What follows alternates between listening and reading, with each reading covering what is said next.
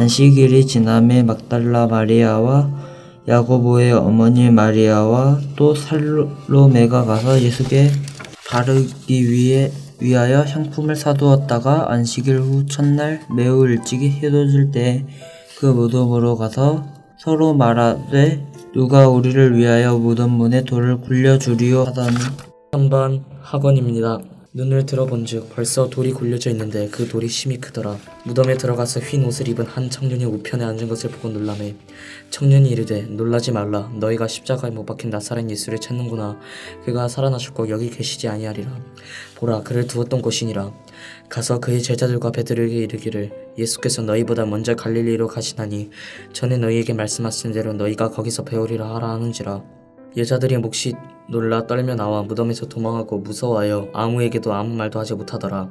예수께서 안식 후 첫날 이른 아침에 살아나신 후 전에 7 귀신을 쫓아내어 주신 막달라 마리아에게 먼저 보이시니 마리아가 가서 예수와 함께 하던 사람들이 슬퍼하며 울고 있는 중에 이 일을 알리매 그들은 예수께서 살아나셨다는 것과 마리아에게 보이셨다는 것을 듣고도 믿지 아니하리라. 그 후에 그들 중 2 사람이 걸어서 시골로 갈 때에 예수께서 다른 모양으로 그들에게 나타나시니 2 사람이 가서 남은 제자들에게 알리었으되 역시 믿지 아니하리라. 그 후에 11 제자가 음식 먹을 때에 예수께서 그들에게 나타나사 그들의 믿음 없는 것과 마음이 완악한 것을 꾸짖으시니 이는 자기가 살아난 것을 본 자들의 말을 믿지 아니함일러라. 또 이르시되 너희는 온 천하에 다니며 만민에게 복음을 전파하라. 믿고 세례를 받는 사람은 구원을 얻을 것이요 믿지 않는 사람은 정죄를 받으리라. 믿는 자에게는 이런 표적이 따르리니 곧 그들이 내 이름으로 귀신을 쫓아내며 새 방언을 말하며 뱀을 집어올리며 무슨 독을 마실지라도 해를 받지 아니하며 병든 사람에게 손을 얹은즉 나으리라 하시더라. 주 예수께서 말씀을 마치신 후에 하늘로 올려지사 하나님 우편에 앉으시니라. 제자들이 나가 두루 전파할세 주께서 함께 역사하사 그 따르는 표적으로 말씀을 확실히 증언하시니라. 하늘에 계신 우리 아버지여, 이름이 거룩히 여김을 받으시오며 나라가 임하옵시며 뜻이 하늘에서 이룬 것 같이 땅에서도 이루어지이다. 오늘날 우리에게 일용할 양식을 주옵시고 우리가 우리에게 죄 지은 자를 사하여 준 것 같이 우리 죄를 사하여 주옵시고 우리를 시험에 들게 하지 마옵시고 다만 악에서 구하옵소서. 대개 나라와 권세와 영광이 아버지께 영원히 있사옵나이다. 아멘.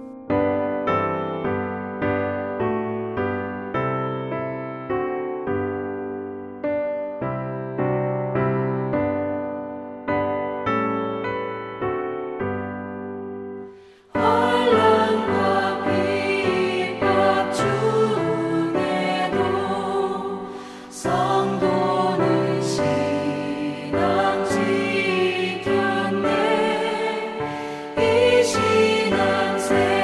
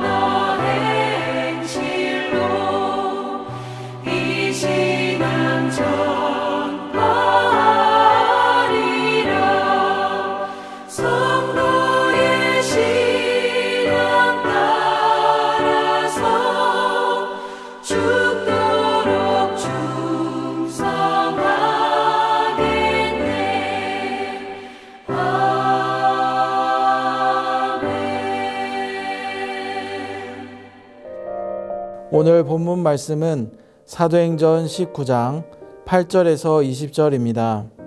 사도행전 19장 8절에서 20절입니다. 다 찾으신 줄 알고 교독으로 읽겠습니다. 바울이 회당에 들어가 석 달 동안 담대히 하나님 나라에 관하여 강론하며 권면하되 어떤 사람들은 마음이 굳어 순종하지 않고 무리 앞에서 이 돌을 비방하거늘 바울이 그들을 떠나 제자들을 따로 세우고 두란노 서원에서 날마다 강론하니라. 2해 동안 이같이 하니 아시아에 사는 자는 유대인이나 헬라인이나 다 주의 말씀을 듣더라. 하나님이 바울의 손으로 놀라운 능력을 행하게 하시니 심지어 사람들이 바울의 몸에서 수건이나 앞치마를 가져다가 병든 사람에게 얹으면 그 병이 떠나고 악귀도 나가더라.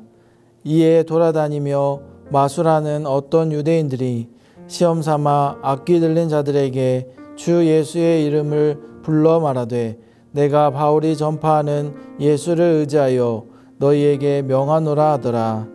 유대의 한 제사장 스게와의 7 아들도 이 일을 행하더니 악귀가 대답하여 이르되 내가 예수도 알고 바울도 알거니와 너희는 누구냐 하며 악귀 들린 사람이 그들에게 뛰어올라 눌러 이기니 그들이 상하여 벗은 몸으로 그 집에서 도망하는지라. 예배소에 사는 유대인과 헬라인들이 다 이 일을 알고 두려워하며 주 예수의 이름을 높이고 믿은 사람들이 많이 와서 자복하여 행한 일을 알리며 또 마술을 행하던 많은 사람이 그 책을 모아가지고 와서 모든 사람 앞에서 불사르니 그 책값을 계산한 즉 은 5만이나 되더라. 이와 같이 주의 말씀이 힘이 있어 흥왕하여 세력을 얻으니라. 아멘. 어제 본문에서 바울은 예배소에서 어떤 제자들을 만나 예수님과 성령님에 대하여 전하였습니다. 그리고 바울은 예배소에서 약 3년 동안 말씀을 강론하며 복음을 전하였습니다. 복음을 거부하고 비방하는 자들도 있었지만 유대인이나 헬라인이나 많은 사람들이 복음을 듣고 예수님을 믿었습니다. 뿐만 아니라 하나님이 바울의 손으로 놀라운 능력을 행하게 하시자 놀라운 일들이 일어났습니다. 즉 말씀이 선포되고 성령님이 임해 역사하시자 예배소에 하나님의 놀라운 능력들이 나타난 것입니다. 이렇게 바울은 주님을 의지하며 말씀을 기초로 복음을 전하였습니다. 그리고 오늘 본문을 보면 바울은 회당에 들어가서 말씀을 강론하는 것으로 사역을 시작합니다. 먼저 8절을 보면 이렇게 말씀합니다. 바울이 회당에 들어가 석 달 동안 담대히 하나님 나라에 관하여 강론하며 권면하되, 바울은 하나님 나라에 관하여 강론하면서 사람들에게 예수 그리스도를 믿을 것을 권면하였습니다. 말씀을 기초로 하나님 나라와 예수 그리스도를 전한 것입니다. 바울이 말씀을 기초로 전한 모습을 통하여 우리는 중요한 사실을 얻을 수 있습니다.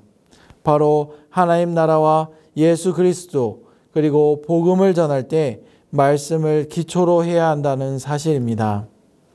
요한복음 5장 39절에 보면 이렇게 말씀합니다. 너희가 성경에서 영생을 얻은 줄 생각하고 성경을 연구하거니와 이 성경이 곧 내게 대하여 증언하는 것이니라. 요한복음 말씀처럼 성경 말씀이 예수님을 증언하고 있기 때문입니다. 그래서 우리는 말씀을 아는 것이 참으로 중요합니다.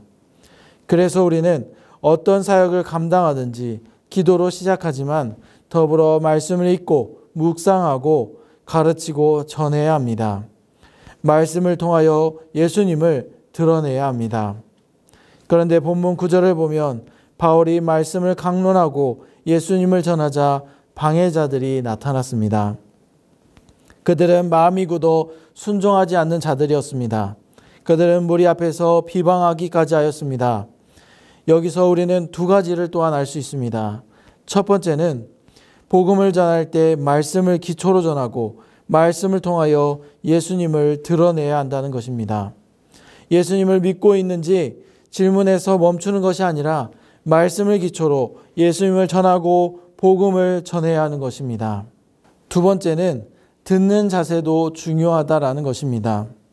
물론 오늘 본문에서 에베소 회당에 있는 사람들은 바울의 강론에 대해 비방하고 말씀에 순종하지 않는 마음이 굳은 자들이기에 듣는 자세가 다를 수도 있었을 것입니다.